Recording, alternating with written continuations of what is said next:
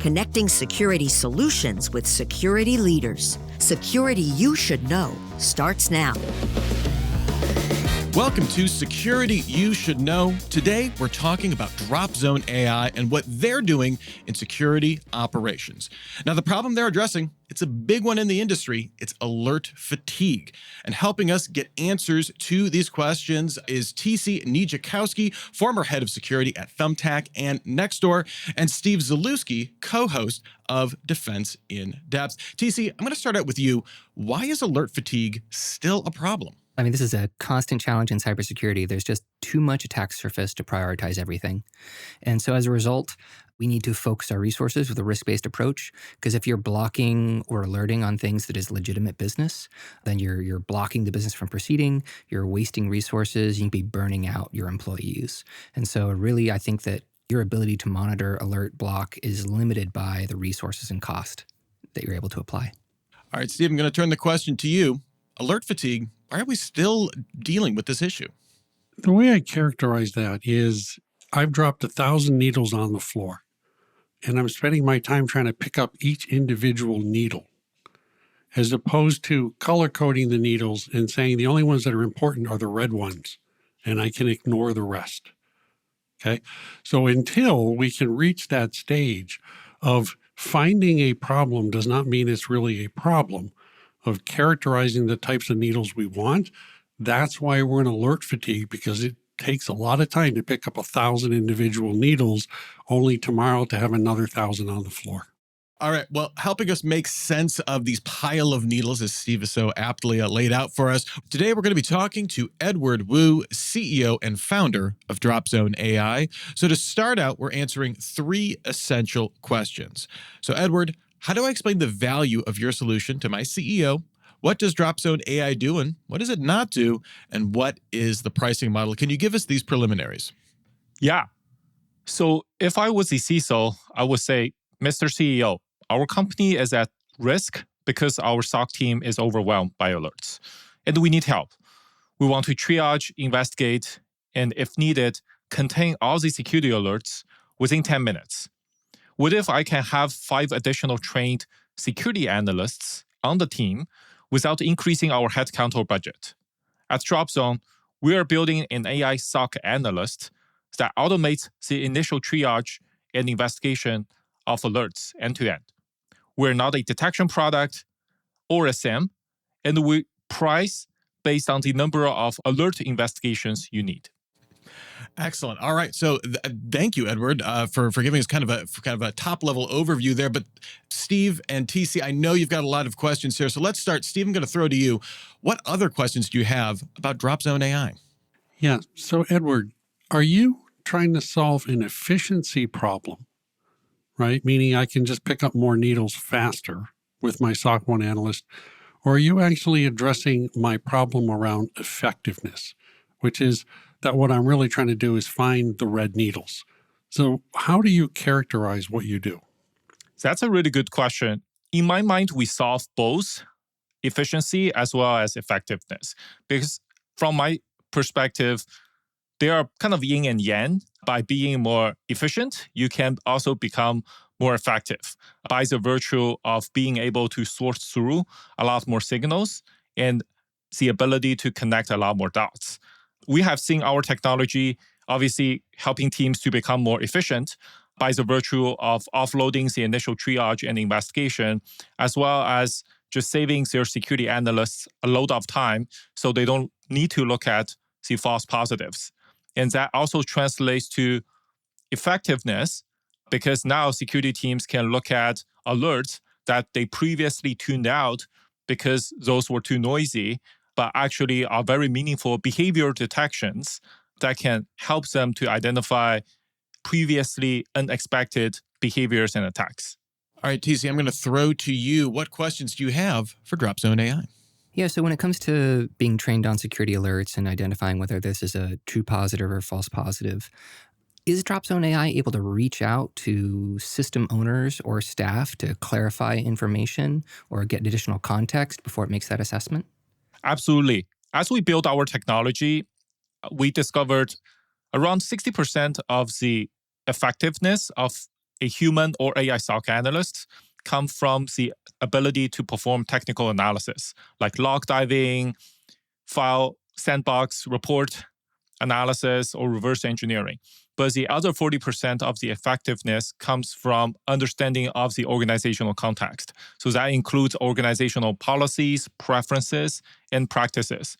And actually, recently, we launched a new feature where our AI SOC analyst, it now has the ability to reach out using Slack, Teams, or email to specific service owners or managers of affected individuals and ask them questions and request for additional context. I think all of us have played with ChatGPT. We know ChatGPT is great at answering questions, but actually it's similar technologies can also be utilized to interview relevant parties as well.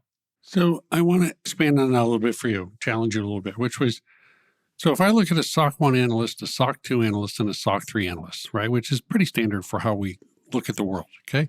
The SOC 1 analyst basically does the correlation. The SOC 2 analyst has the run books to do the analysis, and the SOC 3 analyst kicks in when he's got to make a decision, okay? So if I look at it that way, are you looking to replace the SOC 1 analyst or augment the SOC 1 analyst, or do I have that wrong? From the functionality perspective, our technology is going to automate the initial triage investigation, as well as, if configured, the initial containment.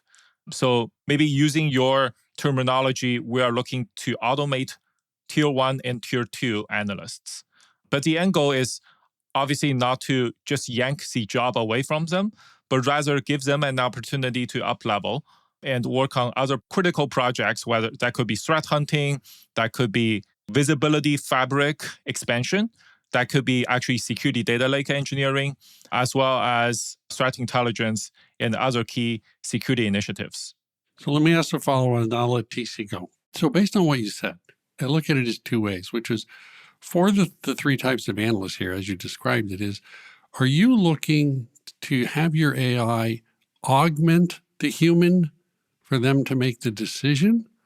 Or do you actually see yourself ultimately having AI be augmented by a human when it can't make a decision?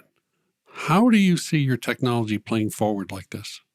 I think part of this will be how smart AI can eventually become. But our current vision is we built our technology to force multiply and augment human analysts. And that's actually why we call it Dropzone, because we envision it as a portal of reinforcement and staff augmentation for the security defenders. With regards to human augmentation, we believe the future of SOC teams should encompass primarily tier 3 human security analysts, where they are operating like generals and special forces, while our AI SOC analysts and software is operating as the foot soldiers, looking at every single alert, pivoting across different tools, and spending hours of brain power on every single alert. Yeah, I'm wondering, in terms of implementing your technology, what type of permissions will it need in terms of read-write to different systems?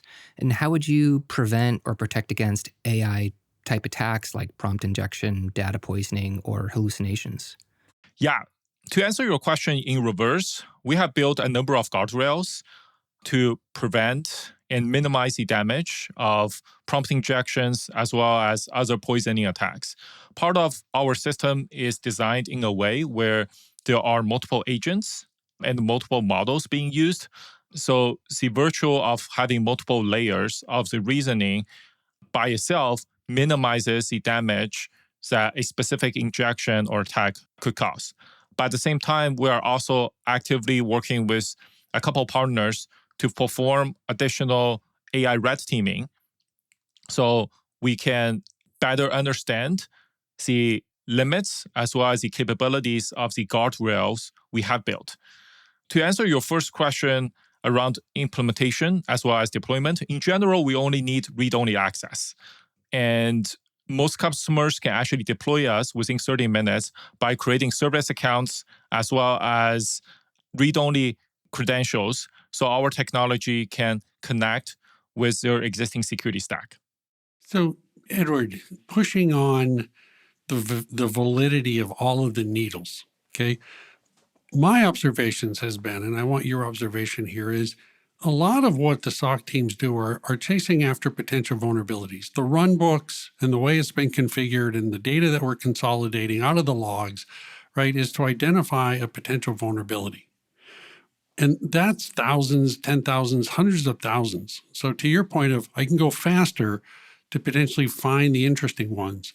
What I'm thinking here, what you're doing is you're actually moving us to material exploitability. That what my opportunity is now is, never mind if it's vulnerable, is it actually being exploited, okay? And that I have an attack, that I can now do something about it as opposed to just find out about something that happened. Is that a fair assessment of where you're going? I think it's pretty spot on. Other than maybe one caveat I want to clarify is our technology right now is focused on alert investigations. So we actually do not process vulnerabilities like software vulnerabilities or IT system vulnerabilities as input. But the value proposition is exactly the same. Ultimately, one of the biggest challenge within cybersecurity is the asymmetry. Right? Attackers only need to be right once. Defenders need to be right every single time.